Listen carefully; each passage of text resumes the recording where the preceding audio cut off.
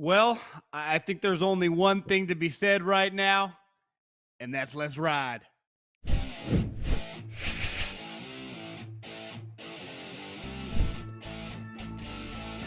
What is going on? I don't think we need to waste any time. Let's dive right into the Monday night football game. Where are we going to start? I'm going to read a text that I just got from a buddy in the NFL.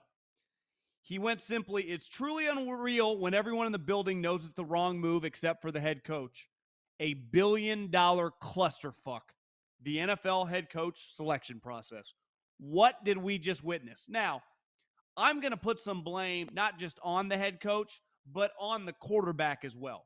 Because the quarterback has been outspoken about his desire to be in a partnership. And I say this all the time. The NBA is about partnerships. It's what Kevin Durant wants. It's what Kyrie wants. They want to tell the coach what to do. Hell, in baseball that works. The general managers tell the coaches what to do. Andy Reid tells Patrick Mahomes where to throw. Belichick forever told people and Brady what to do, right? Peyton Manning was somewhat of an outlier. And as we saw on that last drive, you want to let Russ cook. Well, they handed him a couple fillets, and he moved with the urgency of a snail. What was that?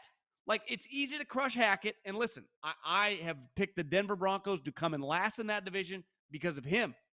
Because he's a guy that in what world, like tonight, Pete Carroll is a Hall of Famer.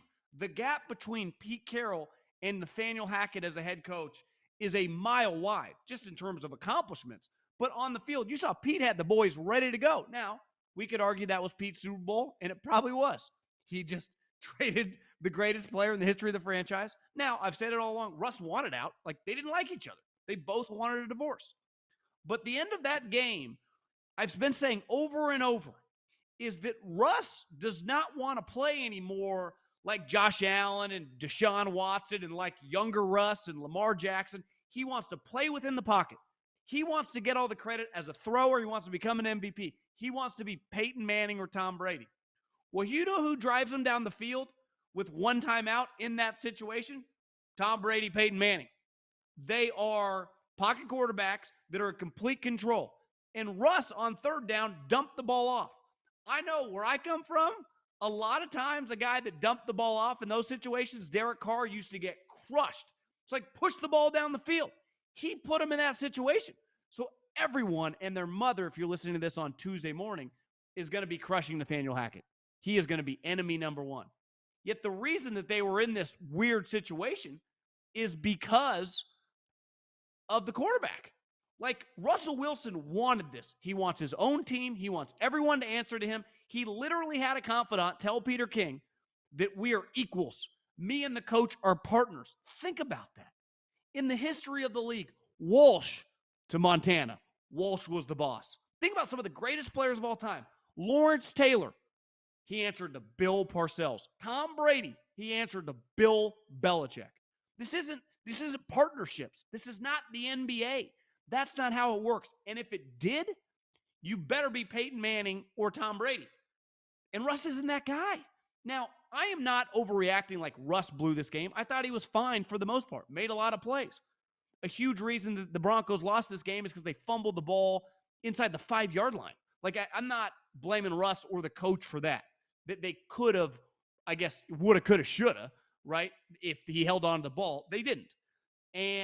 But that's just a reality of the sport. Sometimes you turn the ball over and you're still in a position to win. Hell, it happened to the Bengals. It happened to a lot of teams.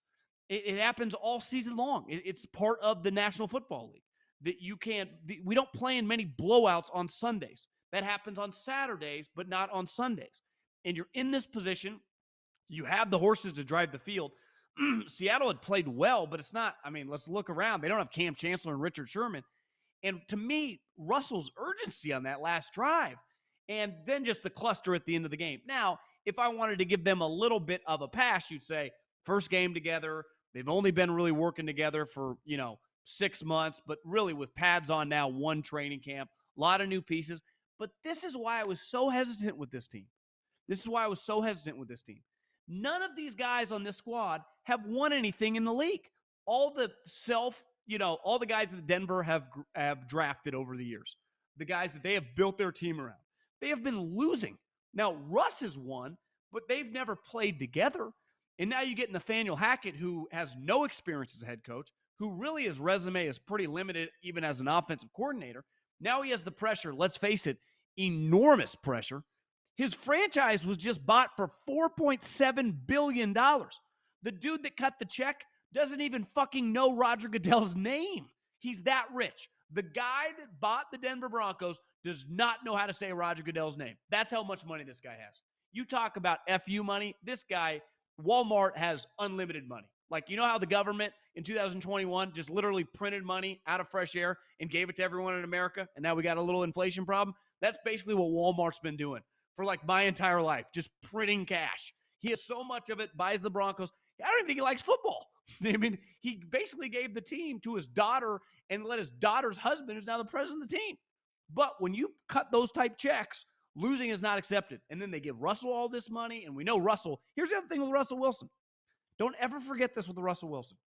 In a sport historically where star quarterbacks, their coaches, and when I say coaches, they're offensive coordinators and OCs go on to become head coaches. That's just the natural plight of those guys, right? You win an MVP and you're Matt Ryan, Kyle Shanahan gets a job, right? You are LaFleur, you come up under Sean McVay, boom, you get a job. It's just, you work for Andy Reid, Mahomes, guys get jobs. It's just Tom Brady forever, Peyton Manning forever, Ben Roethlisberger forever. Guys get jobs off really good, when you're an offensive coordinator for a star quarterback. Every single offensive coordinator Russell Wilson's ever had, every single one, been fired. Think about that. Not one guy it happens, a guy get fired. Every single one of them has been fired. And now this situation with Nathaniel Hackett is going to work well? Like, listen, you guys know where I stand. I think the guy's weird. Now, I've had people that have been around him forever say he's always been weird. That's fine. But, like, there comes a point, every single guy on Twitter, Richard Sherman, Doug Baldwin, all the guys that played with them are all basically rooting for Seattle because they can't stand Russell Wilson.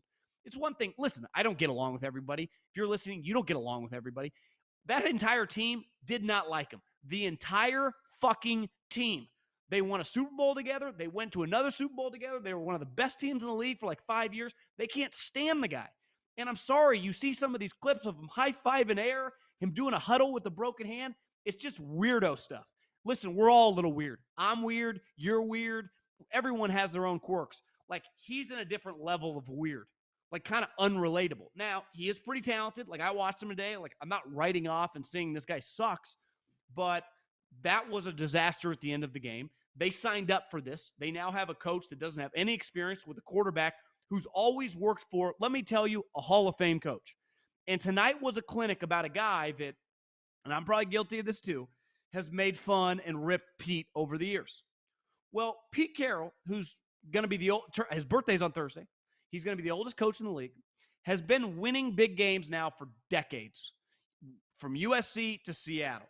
And he had his team ready. I say this all the time. You are a reflection. How your team's ready is of the head man. And his team was ready. They treated that thing like the Super Bowl. And they came out and they hit Denver in the mouth. Now, sometimes, when you don't have the most talented team on the field, you come out, you treat it like the Super Bowl, especially in these Monday night games. And I was thinking about this during the telecast. Thank God for whoever invented Monday Night Football. I mean, if I could, you're probably passed away because the first Monday Night Football game was in 1970. I wouldn't just give you a handshake. I'd give you a hug. I love Monday Night Football. It's just, you just got a football game on Monday night. I mean, how do you beat that? And then now Roger and the boys have added Thursday Night Football. Like, we got it pretty good. We do got it pretty good. But Pete Carroll didn't just have the boys ready. They never wilted. They kept playing well all game. They kept making plays. They kept creating things. They kept creating turnovers. DK's making plays. Geno's making plays. Rashad Penny, who I always loved out of San Diego State, looks pretty good. Jamal Adams, of course, he got injured again. It didn't even matter. And ultimately, when the dust settles, weird ending, whatever, Pete beat Russ. Pete beat Russ. Because I would imagine, haven't been to Seattle in a long time, that fan base was created this last 12 years, right? And rightfully so. They've been really good under Pete. Russell's the best player in the history of the franchise. And it's hard to lose your star player at quarterback in kind of, potentially, we'll see, the peak of his powers, but in the prime of his career. And one thing Pete's always going to have, and I saw Richard Sherman mention this on social media, they ain't going to play again for a while. Seattle's not going to the Super Bowl, and hell, neither's Denver. So, this matchup's not going to happen for at minimum 3 more years. And is Pete Carroll going to still be in Seattle at 74, 75 years old? Probably not. And who knows the way the schedules line up. It could be at Denver, and that wouldn't be the same. This might be the only time that Pete Carroll and Russell Wilson on opposing sidelines ever go up against each other. And Pete will always have, till his dying day, he won. Well, of course he did. He was going up against Nathaniel Hackett. And I'm going to say that over and over and over again. Denver's clearly really talented. They have good players. But it's a coaching league. You can't just Steve Nash, come coach Kevin Durant and Kyrie. Yeah, you're going to get your ass kicked. That's what happened. You need a good coach. Even in basketball, hell, even in baseball historically. But no sport like football do you need a fantastic coach to win big. Random coaches typically don't win. The same guys are typically there, or they sustain success. And you got to give Pete Carroll credit, because he came and he kind of kicked the Denver Broncos' ass from the jump. And now Russell Wilson and Nathaniel Hackett kind of have egg on their face, especially Nathaniel Hackett, 64-yard field goal, pretty extreme, even though when it came off his foot, kind of thought it was good. The Monday Night Football jerseys, my girlfriend was like, they kind of look like, it's called Bug's Life at Disneyland. Listen, I don't hate the Seattle jerseys. I think the kind of neon green kind of pops. How awesome. Here's what's so key about the NFL. That makes it a lot different than college, right? You turn on the University of Texas. It's how they had 105,000 people at the Alabama game. And the atmosphere was incredible, right? The atmosphere was just Jesus. You turn on Florida, Kentucky, the atmosphere. The NFL's not really like that. It has 4 or 5 spots. Well, that's one of them. But they haven't been as good, so it hasn't quite been the same. They approached that, the fan base, like the Super Bowl, and it was fun. It felt like you're watching a college game with NFL players. And when you get that, that's why the NFL's king. I mean, I had money on the game, but I was glued. My producer, James, you watching the Manning cast, or you watching the main thing? And I was like, honestly, I'm watching the main thing because I love Peyton and Eli. They entertained me. But in a big game, which last year it felt like Monday Night Football really wasn't even that important, you put Troy, you put Joe, you put that game, and it's a close game. I approached it like a normal game. I was pretty locked in. And it really popped on television. Thoroughly enjoyed it. That's a great product of entertainment right there. Thank you, Russell. Thank you, Nathaniel Hackett. Thank you, Pete, for bringing it. And thank you, Seattle, for covering it and winning. I wish I would have dabbled on the money line, but that was a fun game for sure. Adios, people.